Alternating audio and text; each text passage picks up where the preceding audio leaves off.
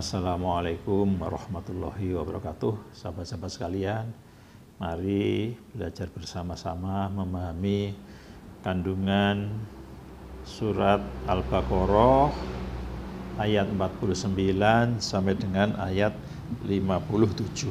Ya. Saya akan membacakan beserta terjemahnya, ya.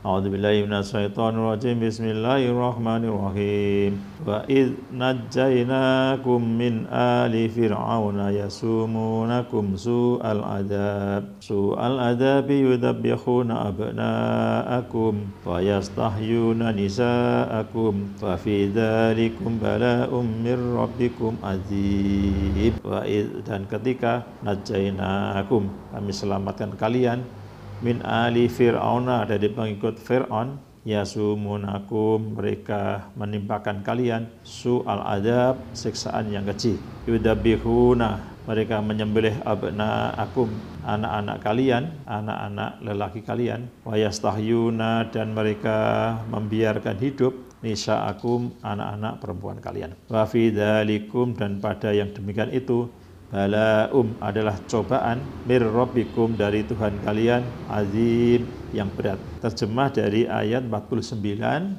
dan ingatlah ketika kami menyelamatkan kamu dari Fir'aun dan pengikut-pengikut Fir'aun, mereka menimpakan siksaan yang sangat berat kepadamu. Mereka menyembelih anak-anak laki-lakimu dan membiarkan hidup anak-anak perempuanmu. Dan pada yang demikian itu merupakan cobaan yang besar dari Tuhanmu.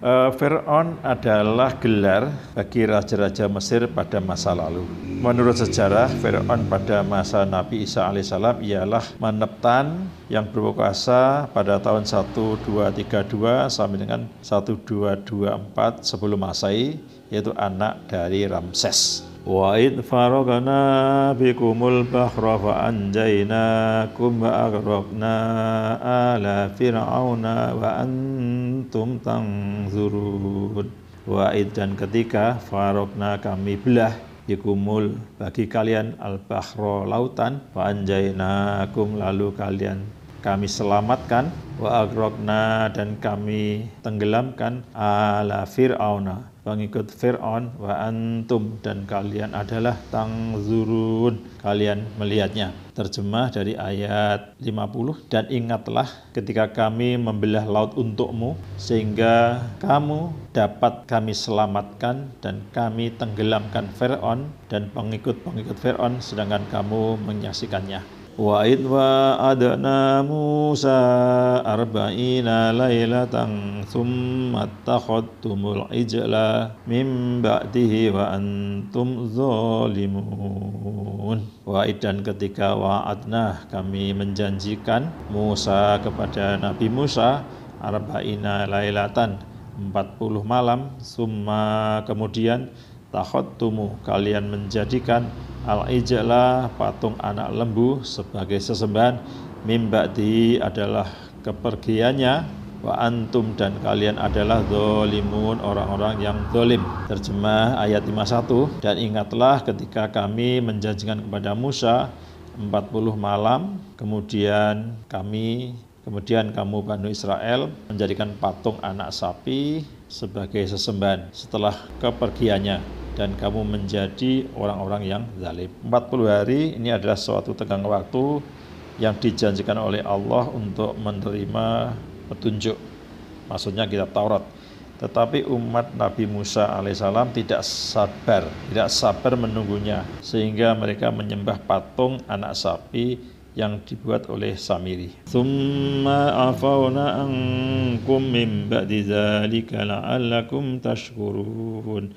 Summa, kemudian, afawna, kami maafkan, ankum, atas kalian, min ba'di dzalika, setelah itu, la'allakum, agar kalian tashkurun, kalian bersyukur. Terjemah dari ayat 52, kemudian kami memaafkan kamu, setelah itu agar kamu bersyukur. Wa id atayna Musal kitaba wal furqana la'allakum tahtadun.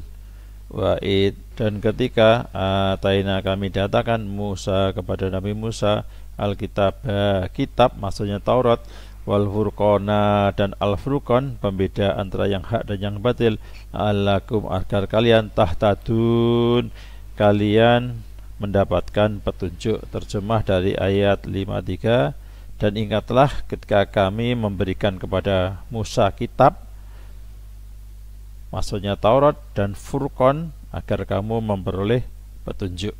Wa id qala Musa liqaumihi ya qaumi innakum dhalamtum anfusakum bittikhadikumul ijla wa tubu ila barikum faqtulu anfusakum dzalikum khairul lakum inda barikum fataba alaikum innahu wat-tawwabur rahim. Wa'id, dan ketika qala Musa berkata liqaumi kepada kaumnya, ya qaumi, wahai kaumku, innakum, sungguh kalian, zalamtum, kalian telah menzalimi, anfusakum, diri kalian, bittikhadikum, dengan cara kalian menjadikan al-ijlah, patung anak lembu, sebagai sesembahan, fatubu, maka bertobatlah kalian, ila barikum, kepada Tuhan kalian, faktulu, maka bunuhlah, anfusakum,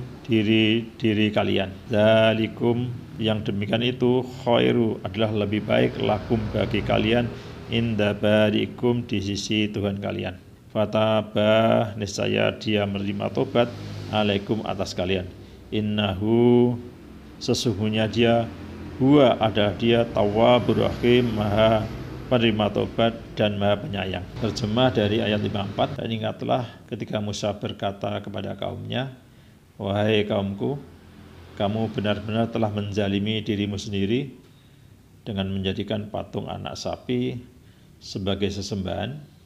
Karena itu bertobatlah kepada penciptamu dan bunuhlah dirimu, itu lebih baik bagimu di sisi penciptamu.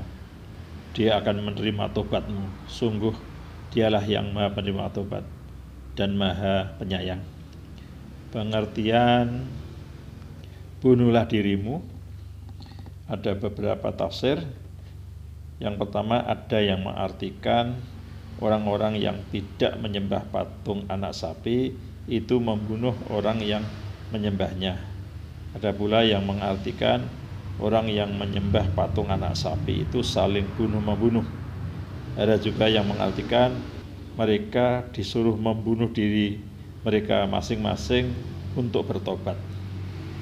Wa idh qultum ya Musa lan nu'mina laka hatta narallaha jahratan fa akhadhakumus sa'iqatu wa antum tanzurun.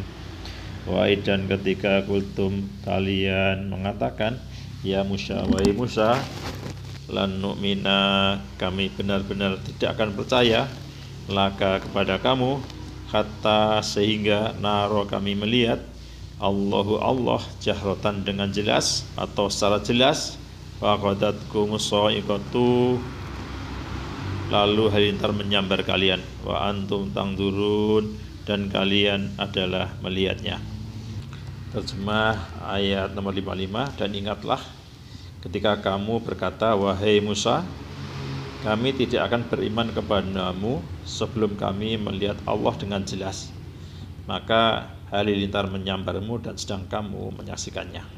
Summa ba'asnakum min ba'di mautikum la'allakum tashkurun. Summa, kemudian, ba'asnakum, kami bangkitkan kalian, min ba'di, dari setelah itu, mautikum, kematian kalian, la'allakum, agar kalian tashkurun, kalian bersyukur. Terjemah ayat 56, kemudian kami membangkitkan kamu setelah kamu mati agar kamu bersyukur.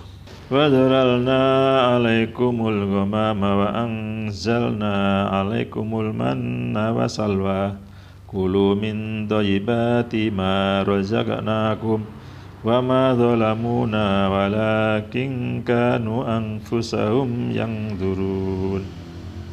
Wa dhalalna, dan kami naungkan, alaikum, di atas kalian, al-ghamama, awan, wa anzalna, dan kami turunkan, alaikum, kepada kalian, alman,